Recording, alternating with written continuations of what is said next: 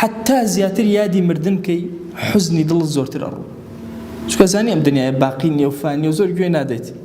بۆیە خۆشەویست صلى الله عليه وسلم لە فەرمایشتێکا فەرمێ ئەکثروا ذکر هذه من اللذات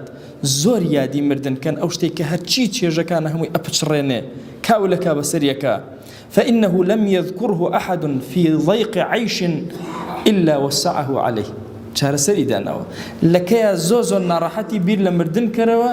وردە ئەو ناڕەحەتی لەسەرت هێواشە بێتەوە ئەمڕۆ یەکێک لە گرفتەکانمان ئەوەیە کە ئومەتی پێغەمبەر صلى الله عليه وسلم مەسئلەی قبر و زیارەتی قبر و ذکری مردن و ئەم بابەتە ڕەچاو ناکە لەبیری کردووە یعنی جاری وایە کەسێک پێڵێ قبری باوکە لەکوێیە بە ساڵ نەچۆتە سەری ئاگای لێ نە زیارەتێکی کردووە نە سەردانێکی کردووە نە ئاموشۆیەکی کردووە زۆر گرنگە ئێمە ئیماندار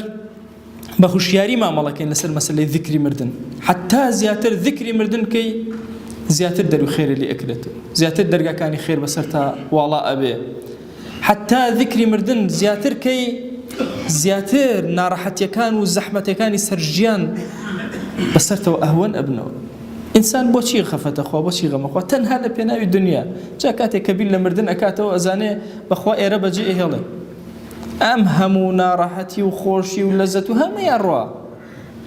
هادی ئەبێتەوە ئەبچۆرە سەر گۆڕستان بزانە چەند کەسەیە